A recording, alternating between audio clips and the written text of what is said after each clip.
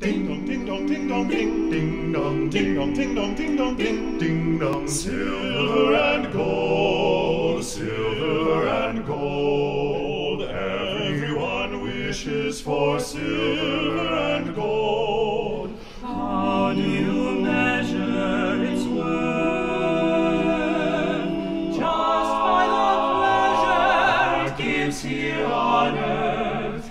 Silver and gold, silver and gold means so much more when I see silver and gold decorations on every Christmas tree. $1.87. That was all. And 60 cents of it was in pennies. Pennies saved 1 and 2 at a time by bulldozing the grocer and the vegetable man and the butcher until one's cheeks burned with the silent imputation of parsimony that such close dealing implied. 3 times Della counted it. $1.87. And the next day would be Christmas. Silver and gold, silver and gold means so much more when I see silver and gold decorations on every Christmas tree. Silver and gold, silver and gold. Wise men brought gifts to the manger, I'm told. Mary was humbled to see shepherds and kings here on bended knee. Silver and gold, silver and gold, filling the world with their light. Silver and gold, how they shimmer On every Christmas night. There was clearly nothing to do but flop down on the shabby little couch and howl. So Della did it. Which instigates the moral reflection that life is made up of sobs, sniffles, and smiles, with sniffles predominating. Della finished her cry and attended to her cheeks with the powder rag. She stood by the window and looked out dully at a gray cat walking a gray fence in a gray backyard. Tomorrow would be Christmas Day, and she had only $1.87 with which to buy Jim a present. She had been saving every penny she could for months with this result. $20 a week doesn't go far. Expenses had been greater than she had calculated. They always are. $1.87 to buy a present for Jim, her Jim. Many a happy hour she had spent planning for something nice for him, something fine and rare and sterling. Something just a little bit near to being worthy of the honor of being owned by Jim. Suddenly, she whirled from the window and stood before the glass. Her eyes were shining brilliantly, but her face had lost its color within 20 seconds. Rapidly, she pulled down her hair and let it fall to its full length. Now, there were 2 possessions of Jim and Della in which they both took a mighty pride. One was Jim's gold watch that had been his father's and his grandfather's. The other was Della's hair. Had the Queen of Sheba lived in the flat across the air shaft, Della would have let her hair hang out the window someday to dry, just to depreciate Her Majesty's jewels and gifts. Had King Solomon been the janitor, with all his treasures piled up in the basement, Jim would have pulled out his watch every time he passed, just to see him pluck at his beard from envy. So now Della's beautiful hair fell about her, rippling and shining like a cascade of brown waters. It reached below her knee and made itself almost a garment for her. and then she did it up again, nervously and quickly. Once, she faltered for a minute and stood still while a tear or two splashed on the worn red carpet. On went her old brown jacket, on went her old brown hat. With a whirl of skirts and with the brilliant sparkle still in her eyes, she fluttered out the door and down the stairs to the street. Noël, nouvelle, Noël, chantons ici. Dévotes gens, rendons à Dieu merci. Chantons Noël pour le roi nouvelet. Noël, nouvelle, Noël, chantons ici. Quand je m'éveillais, je assez dormi. Pour ouvrir les yeux, vis un arbre fleuri, dont il sortait en bouton merveilleux. Noël, nouvelle, Noël, chantons ici. Noël, nouvelle, Noël, chantons ici. Dévotes gens, rendons à Dieu merci. Chantons Noël pour le roi nouvelet. Chantons Noël, nouvelle, Noël, chantons ici. D'un oiselet bientôt le chant d'ouïe, qui au pasteur disait partez d'ici. En Bethléem trouverez l'agnelet. Noël, nouvelle, Noël, chantons ici. Noël, nouvelle, Noël, chantons ici.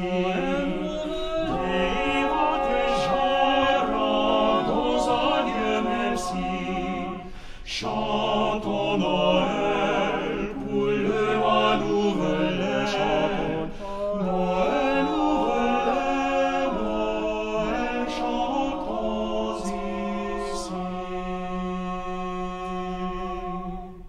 Where she stopped, the sign read, Madame Sophronie, hair goods of all kinds. One flight up Della ran and collected herself, panting. Madam, large, too white, chilly, hardly looked the Sophronie. Will you buy my hair? Asked Della. Down rippled the brown cascade. $20, said Madam, lifting the mass with a practiced hand. Oh, and the next 2 hours tripped by on rosy wings. She was ransacking the stores for Jim's present. She found it at last. It surely had been made for Jim and no one else. There was no other like it in any of the stores, and she had turned all of them inside out. It was a platinum fob chain, simple and chaste in design, properly proclaiming its value by substance alone, and not by meretricious ornamentation, as all good things should do. It was even worthy of the watch. As soon as she saw it, she knew that it must be Jim's. It was like him, quietness and value. The description applied to both. $21 they took from her for it, and she hurried home with the 87 cents. With that chain on his watch, Jim might be properly anxious about the time in any company. Grand as the watch was, he sometimes looked at it on the sly on account of the old leather strap that he used in place of a chain. When Della reached home, her intoxication gave way a little to prudence and reason. She got out her curling irons and lighted the gas and went to work repairing the ravages made by generosity added to love, which is always a tremendous task, dear friends, a mammoth task. Within 40 minutes, her head was covered with tiny, close-lying curls that made her look wonderfully like a truant schoolboy. She looked at her reflection in the mirror long, carefully, and critically. If Jim doesn't kill me, she said to herself, before he takes a second look at me, he'll say I look like a Coney Island chorus girl. But what could I do? What could I do with $1.87?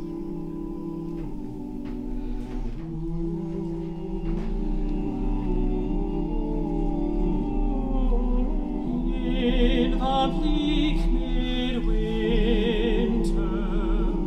frosty wind made moan, earth stood hard as iron, water like a stone. Snow had fallen, snow, snow, snow.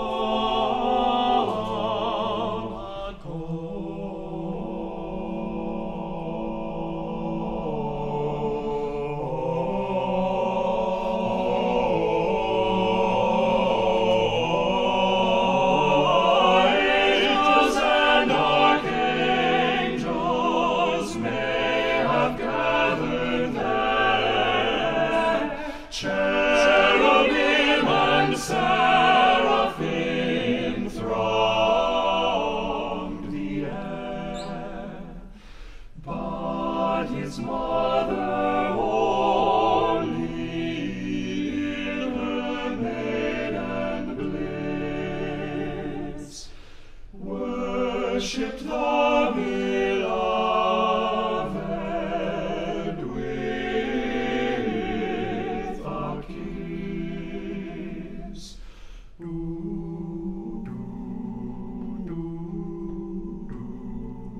What shall I give him, poor as I am? If I were a shepherd, I would bring a lamb. If I were a wise man, I would do my part. Yet what I cannot give him, give my heart.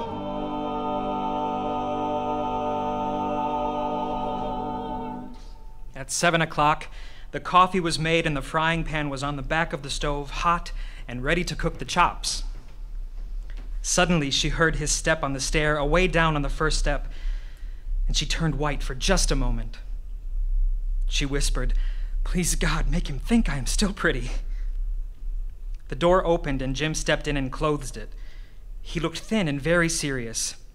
He needed a new overcoat, and he was without gloves. Jim stopped inside the door, as immovable as a setter at the scent of a quail. His eyes were fixed upon Della, and there was an expression in them that she could not read, and it terrified her. It was not anger, nor surprise, nor disapproval, nor horror, nor any of the sentiments that she had been prepared for. He simply stared at her fixedly with that peculiar expression on his face. "Jim, darling," she cried, "don't look at me that way. I had my hair cut off and sold because I couldn't have lived through Christmas without giving you a present. It'll grow out again. You won't mind, will you? I just had to do it. My hair grows awfully fast. Say Merry Christmas, Jim, and let's be happy. You don't know what a beautiful, nice gift I've got for you." "You've cut off your hair?" "Cut it off and sold it," said Della. "Don't you like me just as well anyhow? I'm me without my hair, ain't I?" "You say your hair is gone?" "You needn't look for it," said Della. It's sold, I tell you, sold and gone too. It's Christmas Eve, boy, be good to me, for it went for you. Maybe the hairs of my head were numbered, but nobody could ever count my love for you, Jim. Shall I put the chops on? Out of his trance, Jim seemed quickly to wake. He enfolded his Della. Jim drew a package from his overcoat pocket and threw it upon the table. Don't make any mistake about me, Dell. I don't think there's anything in the way of a haircut or a shave or a shampoo that could make me like my girl any less. But if you'll unwrap that package, you may see why you had me going a while at first. White fingers and nimble tore at the string and paper, and then an ecstatic scream of joy, and then, alas, a quick change to tears. For there lay the combs, the set of combs side and back that Della had worshipped long in a Broadway window. Beautiful combs, pure tortoise shell with jeweled rims, just the shade to wear in the beautiful vanished hair. They were expensive combs, she knew, and her heart had simply craved and yearned over them without the least hope of possession. And now they were hers. But the tresses that should have adorned the coveted adornments were gone.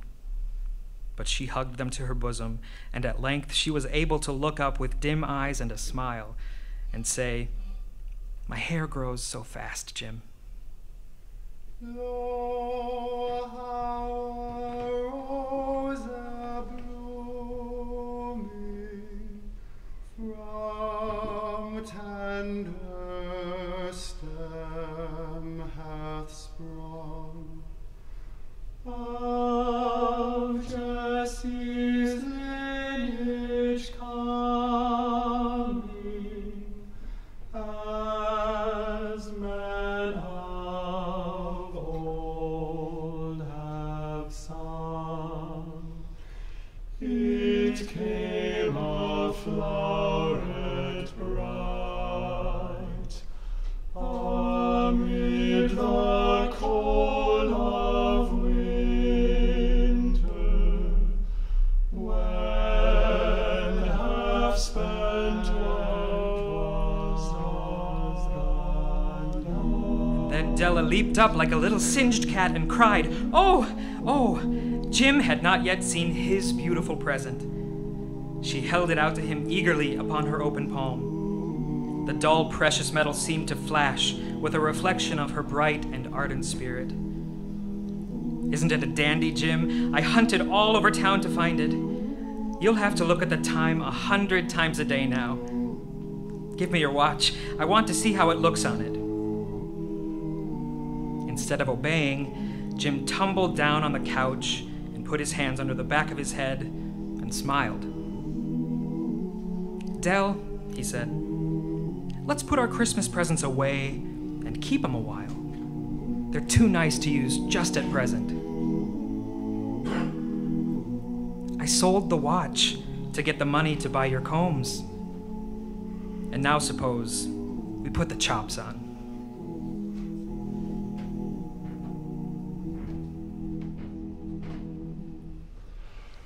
O flower whose fragrance tender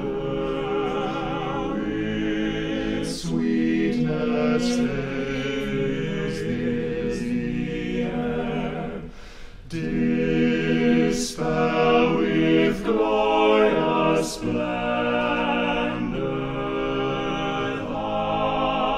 the darkness everywhere. True man, yet very God, from sin and death now save us, and share our every load. The Magi, as you know, were wise men, wonderfully wise men, who brought gifts to the babe in the manger. They invented the art of giving Christmas presents. Being wise, their gifts were no doubt wise ones, possibly bearing the privilege of exchange in case of duplication. And here I have lamely related to you the uneventful chronicle of two foolish children who most unwisely sacrificed for each other the greatest treasures of their house. But in a last word to the wise of these days, let it be said that of all who give gifts, these two were the wisest. O all who give and receive gifts such as they are wisest. Everywhere they are wisest. They are the Magi.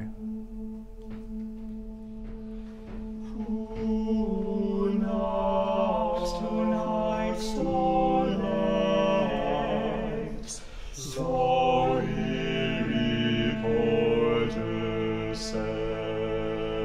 3 kings stood at the gate, each with a crown on head. The serving man bowed down. In one's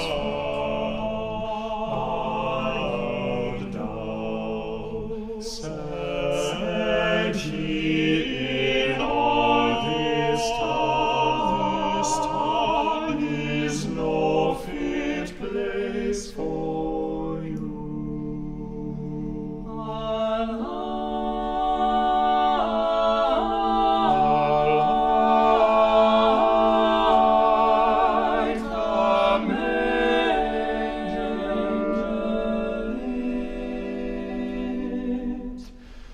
There lay the mother meek. Said they,